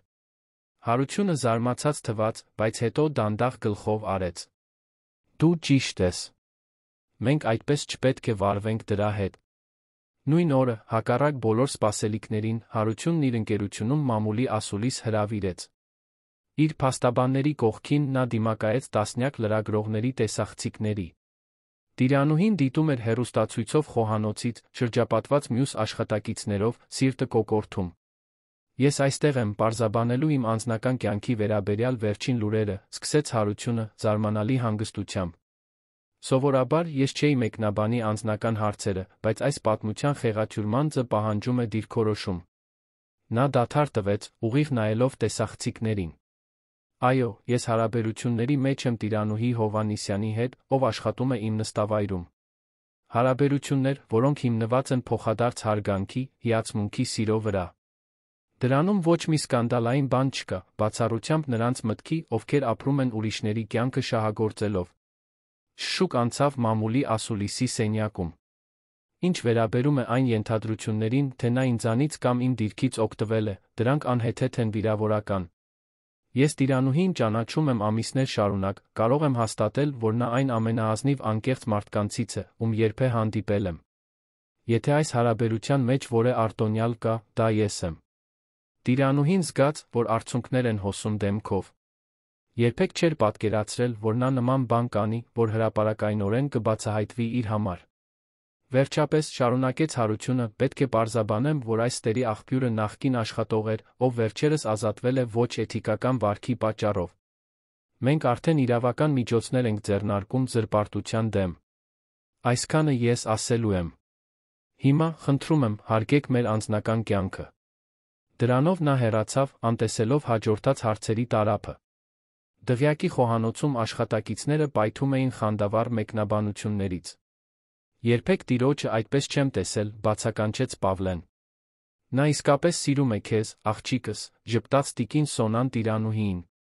Բայց երիտասարդ սյունիքցի աղջիկը լուռ էր, կլանելով այդ ժեստի ազդեցությունը։ Հարությունը հրապարակայնորեն հայտարարել էր իր զգացմունքները, պաշտպանել նրա պատիվը, դիմակայել սոցիալական դատողությանը, իր համար, մի պարզ գյուղացի աղջկա համար։ Երբ նա վերադարձավ դղյակ, ժամեր անց, Տիրանուհին գտավ ձմեռային այգում, իր այդքան սիրելի խոլորձների մեջ։ Նա լուռ մոտեցավ, դիտելով նրան հիացմունքի քնքշության խառնուրդով։ Կարծում եմ, հիմա պաշտոնապես Երանի ամենաքննարկվող թեման եմ, ասաց նա, ստիպելով նրան շրջվել։ Դուք չպետք է դա անեիք, պատասխանեց նա, բայց նրա աչքերը մատնում էին զգացած հույզը։ Չէի կարող թույլ տալ, որ նրանք այդպես պղծեին քո անունը։ Որ փորձեին մաքուր ու ճշմարիտ բանը վերածել էժան սկանդալի։ Նա մոտեցավ, նրա ձեռքերը բռնելով իր ձեռքերի մեջ։ Տիրանուհի, գիտեմ, որ ամեն ինչ շատ արագ է, գիտեմ, որ ամբողջ աշխարհը փորձում է մեզ բաժանել։ Բայց ես երբեք ոչ մի բանում այդքան վստահ չեմ եղել, որքան հիմա։ Դու լույս բերեցիր մի կյանք, որը դատապարտված էր թվում խավարին։ Հույս բերեցիր, երբ կարծում էի, որ այլս սպասելու բան չկա։ Նա, կույս անփորձ սրտի հարցերում, իրեն տեսնում էր մի զգացմունքի գերության մեջ, որը նույնքան ինտենսիվ էր, որքան սարսափելի։ Նա, սովոր վերահսկողությանը մեկուսացմանը, իրեն առաջին անգամ բացահայտված էր զգում։ Բայց երբ զգացմունքները մակերես դուրս եկան, երկուսի ցանկությունն էլ անկառավարելի դարձավ։ Մի գիշեր, երբ աշխարհը կարծես կանգ էր առել, նա թակեց նրա դուռը։ Խոստովանեց իր ներքին պայքարը, իր ձգողությունն ու իր վախը։ Նա տատանվեց, բայց չմերժեց իր զգացածը։ Եվ այսպես, դղյակի հետնամասում գտնվող այդ պարզ ու թաքնված սենյակում, նրանք ապրեցին իրենց սիրո առաջին գիշերը։ Առանց շտապելու գիշեր, որտեղ նրա մաքրությունը հանդիպեց նրա քնքշությանը, որտեղ երկու մարմիններ միասին բացահայտեցին լիովին հանձնվելու իմաստը։ Նույն գիշերը, մինչ դղյակը քնած էր, երանի վրա թեթ անձր էր գալիս, տիրանուհին նուրբ թակոցներ լսեց իր դռանը։ Նրա սիրտը գիտեր, թե ով է, դեռ մինչ բացելը։ Հարությունն այնտեղ էր կանգնած, ոչ թե որպես հզոր գործարար, ով ժամեր առաջ դիմակայել էր լրատվամիջոցներին, այլ որպես խոցելի մարդ, աչքերում ցանկության տատանումների խառնուրդ։ Չկարողացա հեռու մնալ, պարզապես ասաց նա։ Տիրանուհին ավելի բացեց դուռը, լուր հրավեր։ Երբ նա մտավ, փոքրիկ սենյակը թվում էր ավելի փոքրացել, լցված նրա ներկայությամբ, նրանց միջ լարվածությամբ։ Ես շաբաթներ շարունակ պայքարել եմ դրա դեմ, խոստովանեց Հարությունը, ձայնը ցածր, գրեթե շշուկ։ Այն բանի դեմ, ինչ զգում եմ, այն բանի դեմ, թե որքան եմ քեզ ցանկանում։ Բայց այսօր, ամեն ինչից հետո, հասկացա, որ այլս չեմ ուզում պայքարել։ Ես էլ չեմ ուզում, պատասխանեց տիրանուհին, անկեղծությամբ, որը զարմացրեց իրեն։ Առաջին համբույրը երկչոտ էր, հարց։ Երկրորդը՝ պատասխան։ Եվ շուտով նրանք կորած էին միմյանց մեջ, ձեռքերն ուսումնասիրում էին, մարմինները ճանաչում էին միմյանց, սրտերը բաբախում էին նույն խելահեղ ռիթմով։ Տիրանուհին երբեք տղամարդու հետ չէր եղել։ Նրա անփորձությունն ակնհայտ էր յուրաքանչյուր ամաչկոտ հպումում, յուրաքանչյուր նյարդային հառաչանքում։ Հարությունը նկատեց, նրա ցանկությունը տեղի տվեց անսահման քնքշությանը։ Մենք կարող ենք դադարել, շշնջաց նա, շոյելով նրա դեմքը։ Մենք կարող ենք սպասել։ Ոչ, ամուր պատասխանեց նա։ Ես ամբողջ կյանքս սպասել եմ մի բանի, որը նույնիսկ չգիտեի, թե ինչ է։ Մինչ քեզ հանդիպելը։ Այդ անձրոտ գիշերը, դղյակի հետնամասում գտնվող պարզ սենյակում, երկու հոգի վերջապես լիովին գտան միմյանց։ Հարությունը համբերությամբ քնքշությամբ առաջնորդեց տիրանուհիին, տատանումների յուրաքանչյուր պահը վերածելով բացահայտման, յուրաքանչյուր վախը հաճույքի։ Եվ երբ նրանք վերջապես մեկ դարձան, կարծես դրսի աշխարհը, իր դատողություններով, նախապաշարմունքներով, պարզապես դադարեց գոյություն ունենալ։ Հետո, միմյանց գրկում պառկած, տիրանուհին լացեց։ Դրանք տխրության կամ զղջման արդյունքներ չէին, այլ այնքան խորը հույզի, որ այլ արտահայտմանց չէր։ Գտնում։ Ամեն ինչ լավ է, անհանգստացած հարցրեց Հարությունը, նրա արցունքները սրբելով նուրբ համբույրներով։ Ավելի քան լավ, ժպտաց նա։ Պարզապես երբեք չէի պատկերացրել, որ կարող եմ նման բան զգալ։ Այդքան լիակատար։ Նա ավելի ամուր գրկեց նրան, կարծես վախենում էր, որ նա կարող է անհետանալ։ Ես քեզ ուզում եմ իմ կյանքում, տիրանուհի։ Ոչ թե որպես տնային աշխատող, ոչ թե որպես գաղտնի սիրուհի։ Որպես ուղեկից, որպես հավասար։ Աշխարհը մեզ այդպես չի տեսնում։ Աշխարհը կարող է փոխել իր տեսակետը։ Ես փոխեցի իմը, երբ դու ամիսներ առաջ մտար այդ դռնից։ Նրանք քնեցին, միահյուսված, երազելով մի ապագայի մասին, որը, չնայած բոլոր խոչընդոտներին, վերջապես հնարավոր էր թվում։ Հաջորդ օրերին, այրի գործարարի նրա երիտասարդ աշխատողի միջ հարաբերությունների մասին լուրը շարունակեց արձագանքել։ Կարծիքները բաժանվում էին։ Ոմանք ռոմանտիզացնում էին պատմությունը, այն համեմատելով ժամանակակից հեքիաթի հետ։ Ուրիշները խիստ քննադատում էին, դրանում տեսնելով իշխանության չարաշահման կամ օպորտունիզմի օրինակ։ Բայց դղյակի ներսում նոր դինամիկա էր հաստատվում։ Առանց տագուհիի թունավոր ներկայության, մթնոլորտը դառնում էր ավելի թեթ։ Մյուս աշխատակիցները սկզբնական շոկից հետո սկսում էին ընդունել տիրանուհի Հարությունի հարաբերությունները, ոմանք նույնիսկ գաղտնի տոնում էին այն, դրանում տեսնելով այն ապացույցը, որ տերը, վերջապես, նորից սկսում էր ապրել։ Դուք պետք է հանգստյան օրերն անցկացնեք սանում, մի առավոտ առաջարկեց Պավլեն, Հարությունին գրասենյակ տանելիս։ Ես զարմիկ ունեմ, ով այնտեղ տներ է վարձակալում։ Դրախտային վայր, հեռու հետաքրքրասեր աչքերից։ Վատ գաղափար չէ, պատասխանեց Հարությունը, ժպտալով, մտածելով տիրանուհիի հետ լողափում անցկացրած օրերի մասին։ Բայց այդքան հեռու աշխարհից մեկին սիրելու գինը շուտով դրսևորվեց։ Տագուհին, այժմ հեռացված, լուրեր տարածեց, մանիպուլյացիայի ենթարկեց լրատվամիջոցներին, գործը վերածեց ավելի մեծ սկանդալի։ Երիտասարդ աղջկա անունը հայտնվեց թերթերում որպես օպորտունիստ, ընտանիքներ քանդող, շահամոլ։ Փողոցներում, ռեստորաններում, խանութներում հայացքներն ավելի սուր դարձան, քան դանակները։ Եվ նա, նույնիսկ նրա կողմից պաշտպանված, զգաց, որ իր կյանքում բեռ է դառնում։ Մի կեսօր տիրանուհին գրադարանի համակարգչով համացանցում էր, երբ հանդիպեց մի հատկապես դաժան հոդվածի։ Տեքստը, որը ստորագրված էր հայտնի սոցիալական մեկնաբանի կողմից, ոչ միայն կասկածի տակ էր դնում տիրանուհիի ազնվությունը, այլ ենթադրում էր, որ հարաբերությունները բացասաբար էին ազդում Հարությունի բիզնեսի վրա։ Մոտիկ աղբյուրները հաստատում են, որ կարևոր ներդրողները վերանայում են համագործակցությունները, ասվում էր հոդվածում։ Նախկինում հարգված գործարարի կերպարն անդառնալիորեն պղծվել է այս սկանդալով։ Կողքին Հարությունի լուսանկարն էր հանդիպման ժամանակ, լարված հոգնած արտահայտությամբ։ Չարամիտ մակագրությունը ասում էր. «Արգելված սիրո գինը»։ Բաղդասարյանը հոգնած է թվում բաժնետերերի հետ հանդիպման ժամանակ։ Դա վերջին կաթիլն էր։ Տիրանուհին փակեց համակարգիչը, դանդաղ քայլեց իր սենյակ, ցավալի որոշում կայացնելով իր մտքում։ Նա խորապես սիրում էր Հարությունին, ավելին, քան երբևէ պատկերացրել էր, թե հնարավոր է մեկին սիրել։ Բայց նա չէր կարող շարունակել լինել խոչընդոտ նրա կյանքում, բիծ նրա հեղինակության վրա, բեռ նրա ուսերին։ Կոտրված սրտով նա որոշեց հեռանալ։ Թողեց դղյակը, սիրելի տղամարդուն մի նամակ, որտեղ գրել էր. «Սիրելը նա իմանալն է, թե երբ է հեռանալու ժամանակը։ Ես չեմ կարող շարունակել լինել ձեր ցավի, ձեր անհանգստության պատճառը։ Աշխարհը դաժան է մեզ հետ, որքան էլ ցանկանամ հավատալ, որ մեր սերն ավելի ուժեղ է, քան ամեն ինչ, չեմ կարող անտեսել այն վնասը, որ պատճառում եմ ձեր կյանքին, ձեր կարիերային։ Դուք ինձ վերադարձրիք երազելու, զգալու, հավատալու կարողությունը։ Հիմա ես պետք է ձեզ վերադարձնեմ այն խաղաղությունը, որին արժանի եք։ Ներեցեք ինձ։ Միշտ ձեր Տիրանուհի»։ Երբ Հարությունն այդ գիշեր վերադարձավ գրասենյակից, նամակը գտավ իր մահճակալի վրա։ Կարդաց այն 1, 2, 3 անգամ, անկարող մարսելու, թե ինչ էր կատարվում։ Այնուհետ, ինչպես փոթորիկ, անցավ դղյակի յուրաքանչյուր սենյակով, կանչելով նրան, հրաժարվելով հավատալուց, որ տիրանուհին իսկապես հեռացել էր։ Նա հեռացավ կեսօրին, հաստատեց տիկին Սոնան, աչքերում արցունքներով։ Ասաց, որ աշխատանքի հարցազրույց ունի, բայց վերցրեց փոքր ճամպրուկը։ Ուր, պահանջեց Հարությունը, հուսահատ։ Ասաց, թե ուր է գնում։ Ոչ, պարոն։ Միայն թե պետք է հեռանար, որ դա բոլորի համար էր ավելի լավ։ Հարությունը նստեց աստիճաններին, կործանված։ Ինչպես կարող էր տիրանուհին կարծել, որ նա առանց իրեն ավելի լավ կլինի։ Ինչպես կարող էր չնկատել, որ իր կյանքն այժմ իմաստ ունի միայն այն պատճառով, որ նա դրանում է։ Միլիոնատերը հուսահատության մեջ ընկավ։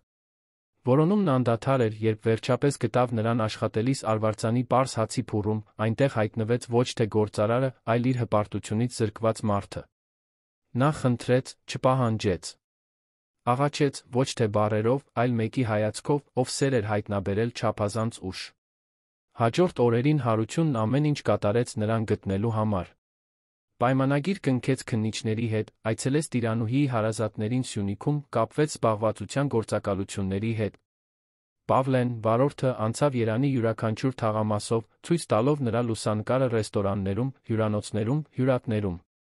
Գրեթե 2 շաբաթ անցավ անհաջող։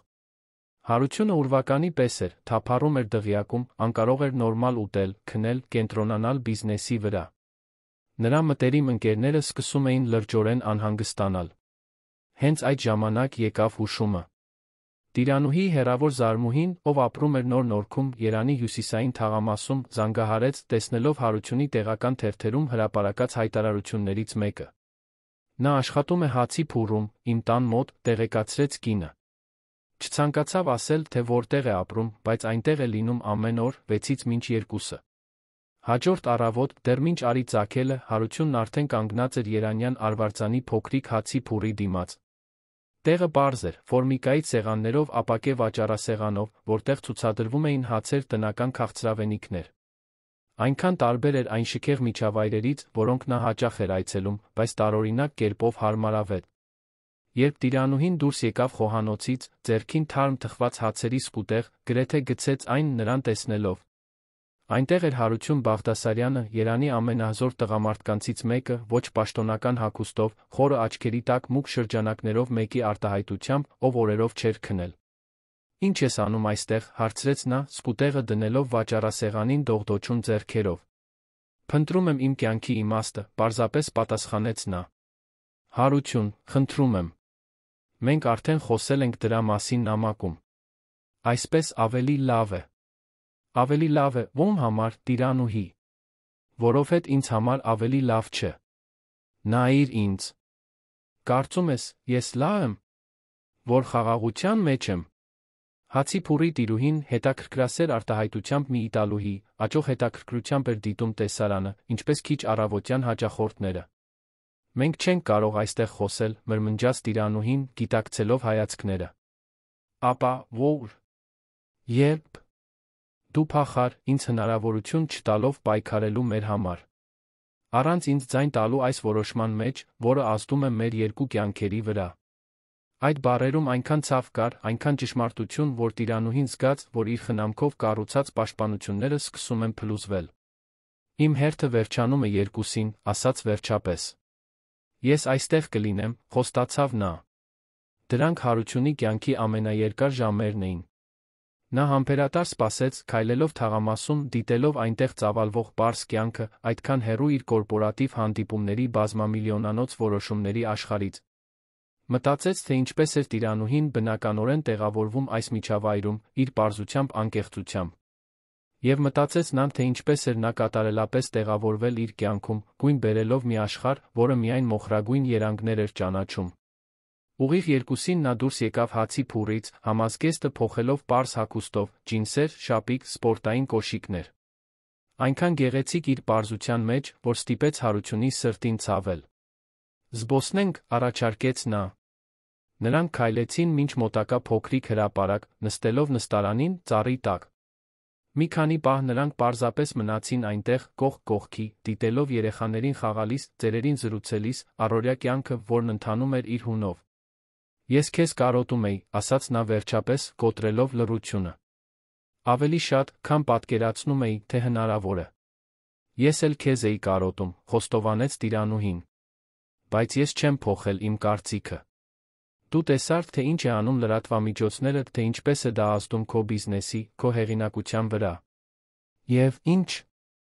Եվ ինչ, անհավատորեն կրկնեց նա։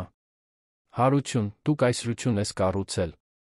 Դու պատասխանատվություններ ունես, աշխատակիցներ, ովքեր կախված են քեզանից, մի կերպար, որը պետք է պահպանես։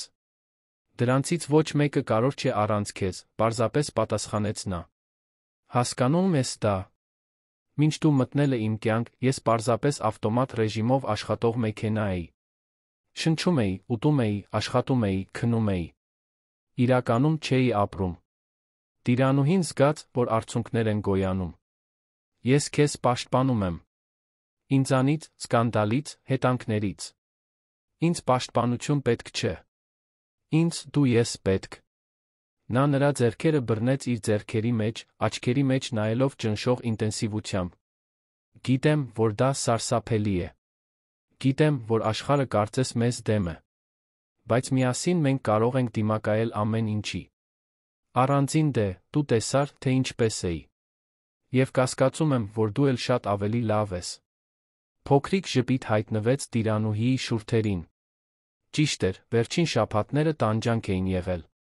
Ամեն գիշեր լացում էր մինչ քնելը, ամեն օր ստիպում էր ժպտալ հացի փուռի հաճախորդներին, մինչ իր սիրտը արյուն էր հոսում։ Ես վախենում եմ, Հարություն։ Վախենում եմ, որ մի օր դու կարթնանաս կհասկանաս, որ չափազանց շատ ես զոհաբերել ինձ համար։ Որ կզղջաս։ Միակ զղջումը, որ կունենայի, քեզ առանց պայքարի թողնելն էր։ Նա խորը շունչ քաշեց, քաջություն հավաքելով։ Ես կատարելություն չեմ խոստանում, ես ճշմարտություն եմ խոստանում։ Ճշմարտություն իմ զգացմունքներում, իմ գործողություններում, իմ պարտավորության մեջ քեզ նկատմամբ։ Եվ հենց այդ ժեստով նա վերադարձավ։ Երկուսն էլ դիմակայեցին սկանդալին։ Նա ասուլիս հրավիրեց ուղիղ եթերում, տեսախցիկների առջ, հայտարարեց. Նրա անունը մաքուր է, ես ամոթ չեմ զգում սիրել նրան, ով ինձ վերադարձրեց կյանքը։ Տագուհին, նախկին տնային կառավարչուհին, իրեն բացահայտված տեսավ, որպես ստախոս։ Ապացույցները ցույց տվեցին, որ նա է ստեղծել ամբողջ ինտրիգը։ Դառը կինը, ով փորձել էր ոչնչացնել սիրավեպը, իրեն մոռացության մատնված տեսավ, մինչ զույգը ապաստան գտավ հեռու վերնագրերից։ Գյուղում, որտեղ քաղաքի աղմուկը չի հասնում, նրանք խաղաղություն գտան։ Այնտեղ ծաղիկների, ծիծաղի նոր օրերի մեջ, նա նոր բան մշակեց՝ մի որդի։ Մի գիշերվա պտուղ, որը ծնվեց լռությունից, մեծացավ սիրո մեջ դիմակայեց չարությանը։ Գարնան առաջին արի շողերը լուսավորում էին Դիլիջանի քաղաքամերձ տան պատշգամբը, որտեղ տիրանուհին Հարությունն ապաստան էին գտել ամիսների իրարանցումից հետո։ Տարածքը, թաքնված հարյուրամյա սոճիների ծաղկած այգիների մեջ, շատ էր տարբերվում երանյան շքեղ դղյակից, ավելի փոքր, ավելի հարմարավետ մի մթնոլորտով, որը հրավիրում էր հանգստի պարզության։ 6 ամիս էր անցել այն պահից, երբ տիրանուհին համաձայնել էր վերադառնալ Հարությունի կյանք։ 6 ամիս հարմարվողականությունների, բացահայտումների սիրո, որն ամեն օր աճում էր։ Սկանդալը, ինչպես ժամանակակից հասարակության բոլոր սկանդալները, ի վերջո կորցրեց իր ուժը։ Այլ հարցեր զբաղեցրին վերնագրերը, այլ բամբասանքներ լցրին սոցիալական սյունակները։ Աստիճանաբար նրանց հարաբերությունները դադարեցին լինել, սենսացիա դարձան պարզապես կյանքիս մի փաստ։ Այդ առավոտ տիրանուհին դիտում էր լեռնային բնապատկերը, ձեռքին թեյի բաժակ, փափուկ ծածկոցի մեջ փաթաթված։ Հարությունը դեռ քնած էր, հազվադեպ ելույթ, քանի որ սովորաբար նա էր առաջինը արթնանում։ Բայց նախորդ գիշեր նրանք ուշ էին մնացել, խոսելով ապագայի մասին, պլաններ կազմելով, միասին երազելով։ Բարի լույս, նրա քնկոտ ձայնն ընդհատեց նրա մտքերը։ Հարությունը դուրս էր գալիս պատշգամբի դռնից, դեռ գիշերազգեստով, մազերը անկարգ, ինչը նրան էլ ավելի գրավիչ էր դարձնում նրա աչքերում։ Բարի լույս, քնկոտ, ժպտաց տիրանուհին, ջոջվող բազմոցի վրա տեղ բացելով, որպեսզի նա միանա իրեն ծածկոցի տակ։ Քնկոտ։ Տեսեք, ով է խոսում, այն մարդը, ով սովորաբար 3 զարթուցիչի կարիք ունի արթնանալու համար, կատակեց նա, քնքշորեն համբուրելով նրա ճակատը։ Այսպես էր հիմա նրանց միջ, թեթ, բնական, մտերիմ։ Կարծես նրանք ամբողջ կյանքը միասին էին անցկացրել, ոչ թե ընդամենը մի քանի ամիս։ Գիտես, ինչ էի մտածում, հարցրեց տիրանուհին, գլուխը դնելով նրա ուսին։ Թույլ տուր գուշակեմ։ Տիկին Սոնայի կազմակերպած մանկական երեկույթի մասին, որի մասին մենք չգիտենք։ Տիրանուհին ծիծաղեց։ Հղիության լուրը, որը հայտնաբերվել էր 2 շաբաթ առաջ, դեռ նորություն էր նրանց համար, բայց ինչ-որ կերպ խոհարարուհին արդեն կազմակերպում էր տոնակատարությունները մանրամասնորեն։ Ոչ, մտածում էի, թե ինչպես ամեն ինչ փոխվեց 1 տարվա մեջ։ Հիշում ես այն առաջին օրը, երբ ես եկա դղյակ։ Այնքան վախեցած, այնքան կորածը։ Հարությունը գլխով արեց, հիշելով այդ ամաչկոտ երիտասարդ կնոջը, հետաքրքրասեր հայացքով, ով հատել էր իր դուռը, ձեռքին փոքր ճամպրուկ մեծ երազանքներ։ Դու վախեցած եղնիկի պես էիր թվում, պատրաստ փախչելու վտանգի առաջին իսկ նշանին, հիշեց նա։ Իսկ դու սառույցի կտորի պես էիր, ոտքերով, հակադարձեց նա կատակելով։ Հազիվ էիր խոսում, հազիվ էիր նայում մարդկանց։ Նա ծիծաղեց, ճանաչելով այլ խոսքերի ճշմարտությունը։ Այն մարդը, ով ես էի մինչ դու մտնելը իմ կյանք։ Երբեմն նույնիսկ չեմ ճանաչում նրան։ Ես ճանաչում եմ, ասաց տիրանուհին, նրբորեն դիպչելով նրա դեմքին։ Նա միշտ այնտեղ է եղել, պարզապես սպասելով մեկին, ով կկարողանա նրան տեսնել արտաքինից այն կողմ։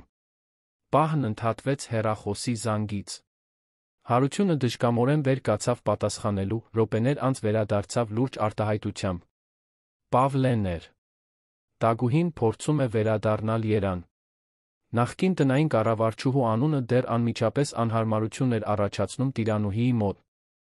Ամբողջ սկանդալից հետո Տագուհին գրեթե ստիպված էր տեղափոխվել Գյումրի, որտեղ ապրում էր նրա քույրը։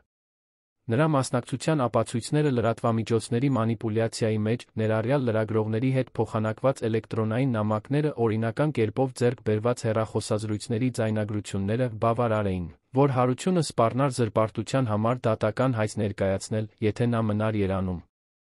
Ինչ է նա ուզում, հարցրեց տիրանուհին, լարված։ Ըստ Պավլեի, նա հիվանդ է։ Ուզում է հաշտվել մինչը։ Հարությունը տատանվեց, ընտրելով բառերը։ Մինչ ուշ լինելը։ Տիրանուհին կոկորթում կծիկ զգաց։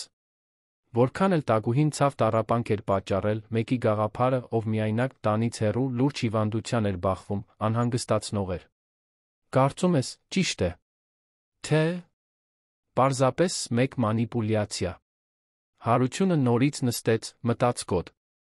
Պավլեն ասաց, որ նա իսկապես լավ չի թվում։ Շատ քաշ է կորցրել, փխրուն է։ Ծանր լռություն իջավ նրանց միջ։ Վերջապես, տիրանուհին խոսեց։ Կարծում եմ, պետք է տեսնենք նրան։ Համոզված ես։ Այն ամենից հետո, ինչ նա արեց։ Հենց այդ պատճառով ես չեմ ուզում թշնամանք պահել, հարություն։ Հատկապես հիմա, երեխայի ճանապարհին։ Ես ուզում եմ, որ մեր կյանքը կառուցվի ներողամտության փոխըմբռնման վրա, ոչ թե հին նեղացկոտությունների։ Հարությունը հիացմունքով նայեց նրան։ Տիրանուհին միշտ զարմացնում էր նրան մարդկանց մեջ լավագույնը տեսնելու, երկրորդ հնարավորություններ տալու, ներելու իր կարողությամբ։ Դա բազմաթիվ հատկություններից մեկն էր, որոնք ստիպել էին նրան սիրահարվել նրան։ Դու արտակարգ ես, ասաց նա, համբուրելով նրա ձեռքերը։ Եթե դա ես ուզում, հաջորդ շաբաթ կգնանք Երան։ 5 օր անց Տիրանուհին հարությունն Երանի հարավային մասում գտնվող հիվանդանոցի պարզ սենյակում էին։ Տագուհին, բարկաց հիվանդանոցային մահճակալին, ընդամենը ստվեր էր այն հպարտ վերահսկող կնոջից, ով նա ժամանակին եղել էր։ Նրա դեմքը խորը էր, մազերը, այժմ լիովին մոխրագույն, կորցրել էին իրենց փայլը, նրա աչքերը, նախկինում դաշույնի պես սուր, անփայլ էին հոգնած։ Չէի սպասում, որ կգայիք, ասաց նա, թույլ ձայնով։ Մենք պարտավորությունից չենք եկել, պատասխանեց հարությունը։ Մենք եկել ենք, քանի որ հավատում ենք հաշտության ուժին։ Տագուհին շեղեց հայացքը, ակնհայտորեն շփոթված։ Ես դրան արժանի չեմ։ Այն ամենից հետո, ինչ արեցի։ Բոլորս էլ սխալներ ենք թույլ տալիս, միջամտեց Տիրանուհին, մոտենալով մահճակալին։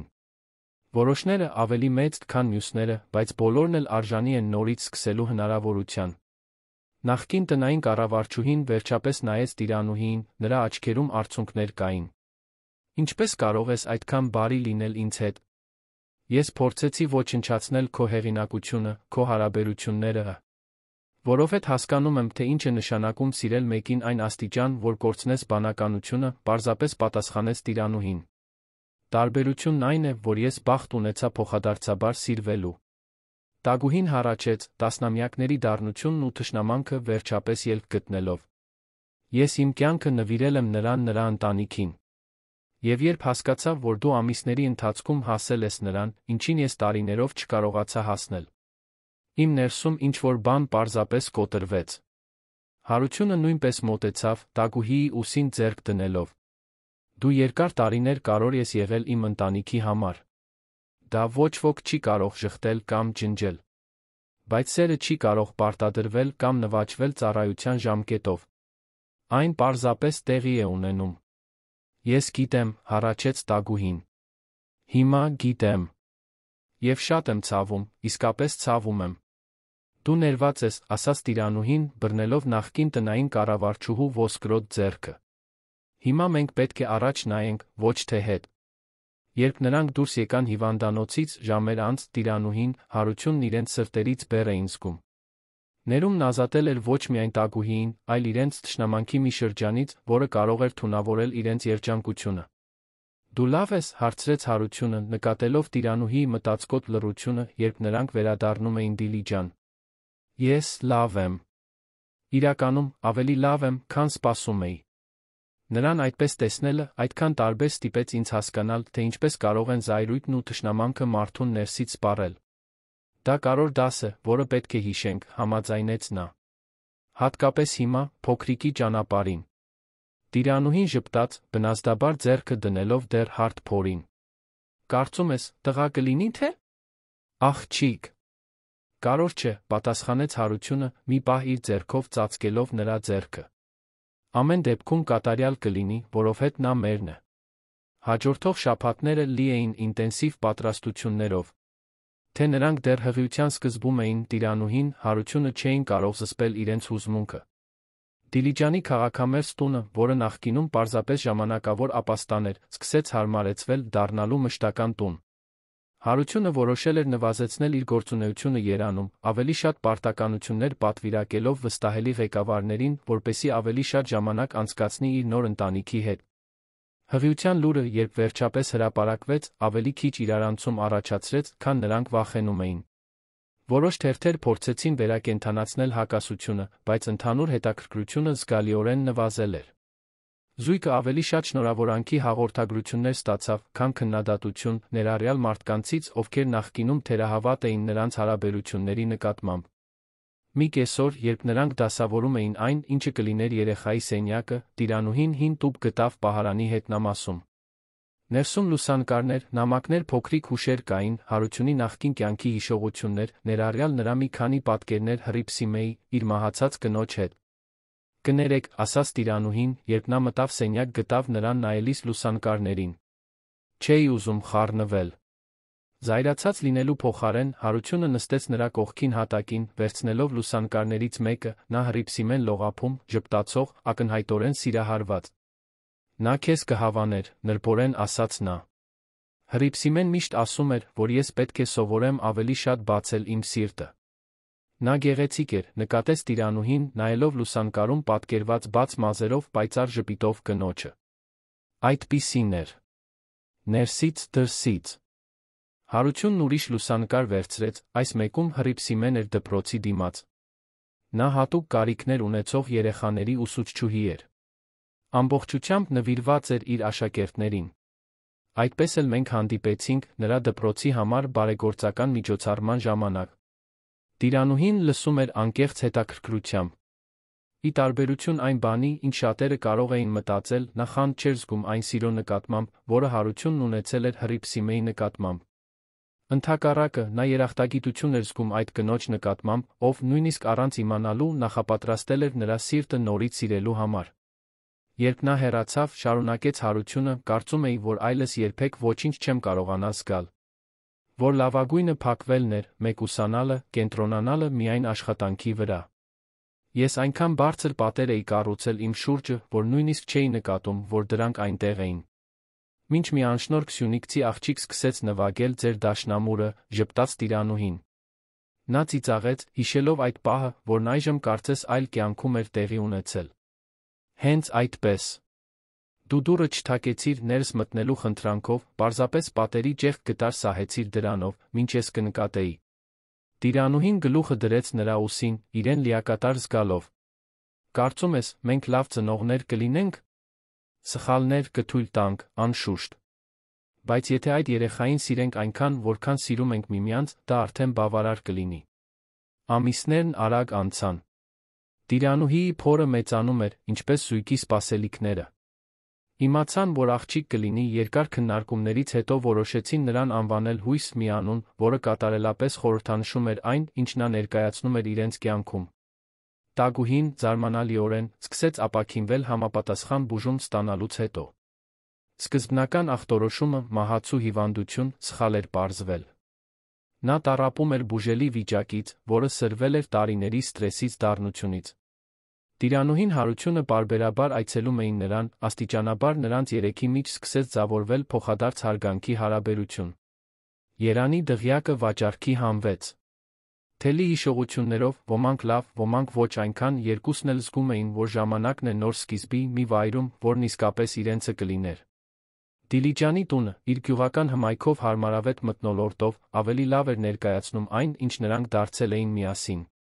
Երբ ծննդաբերության պահը եկավ, ամառվա աստղազարդ գիշերով, Հարությունն ամեն վայրկյան Տիրանուհիի կողքին էր։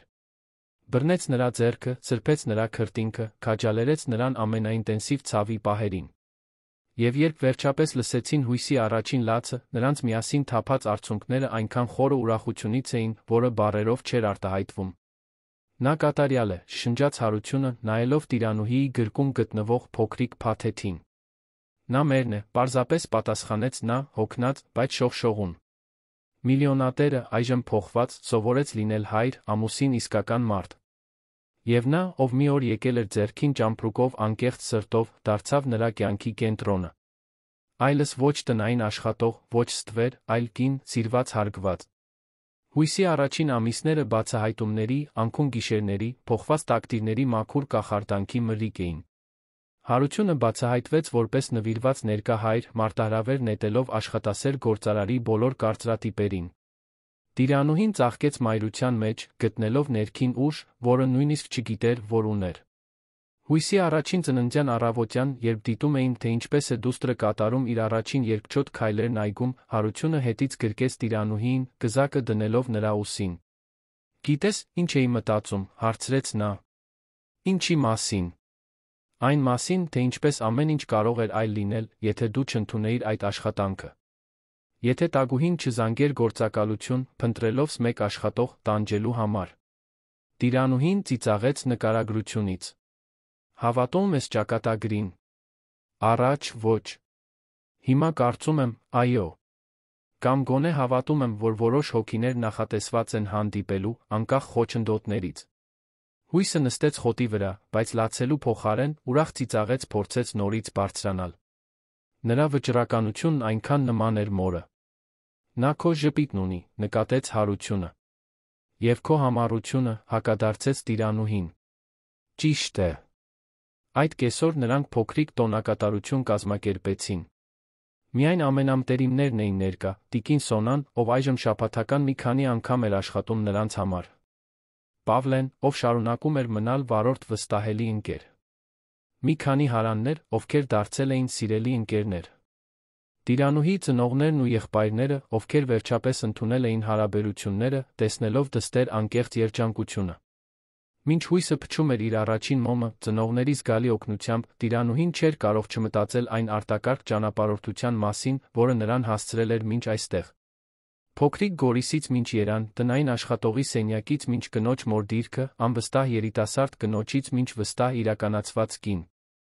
Պատմությունը չի ավարտվում դատարկ խոստումներով, այլ գրկում նոր կյանքով։ Երեխան, ում անվանեցին հույս, կենդանի ապացույցն է, որ սերը, երբ այն իրական է, դիմակայում է ամեն ինչի, սկանդալին, հպարտությանը, հեռավորությանը։ Եվ մի սովորական օրվա մայրամուտին, երբ նա ասում է, կարծում էի, որ իմ կյանքն ավարտվել էր, երբ ամեն ինչ կորցրի։ Բայց իրականում, այն նոր սկսվեց, երբ քեզ հանդիպեցի, նա ժպտաց։ Որովհետև հասկանում էր, որ սերը չի գտնվում, սերը մեզ է գտնում։ Ավելի ուշ, երբ բոլորն արդեն հեռացել էին, հույսը խաղաղ քնած էր իր մահճակալում, Տիրանուհին Հարությունին գտավ պատշգամբում, դիտելիս աստղազարդ երկինքը։ Միացավ նրան, լուռ գրկելով։ Մի դրամ, քո մտքերի համար, ասաց նա, օգտագործելով մի արտահայտություն, որը սովորել էր նրանից։ Մտածում էի, թե ինչքան բախտավոր մարդ եմ, պատասխանեց Հարությունը, նրան ավելի մոտ քաշելով։ Այն մասին, թե ինչպես կյանքը կարող է մեզ զարմացնել, երբ ամենակիչն ենք սպասում։ Երբեք չէի պատկերացրել, որ այսպես կավարտվի, երբ ես իջա այդ ավտոբուսից Երանում, խոստովանեց Տիրանուհին։ Այնքան վախեցած էի, այնքան վստահ, որ դա պարզապես մեկ ժամանակավոր աշխատանք կլինի։ Եվ ես երբեք չէի պատկերացրել, որ նորից սեր կգտնեմ, առավելս այն կնոջ հետ, ով եկել էր մաքրելու իմ տունը, ժպտաց նա։ Կյանքը հետաքրքիր հումորի զգացում ունի։ Իսկապես։ Մի քանի պահ նրանք լուռ մնացին, պարզապես վայելելով միմյանց ներկայությունը, կիսված ջերմությունը, ժամանակի ընթացքում կառուցված մտերմությունը։ Հարություն։ Այդ դաշնամուրը դեռ դղյակում է։ Այո, ինչու՞։ Մտածում էի միգուցե կարող էինք այն բերել այստեղ, որպեսզի հույսը մի օր սովորի նվագել։ Հարությունը ժպտաց, պատկերացնելով դստերը դաշնամուրի մոտ նստած, փոքրիկ մատներով ստեղները բացահայտելիս։ Հիանալի գաղափար է։ Նա շատ կսիրի։ Եվ ով գիտի, ավելացրեց Տիրանուհին, աչքերում չարաճճի։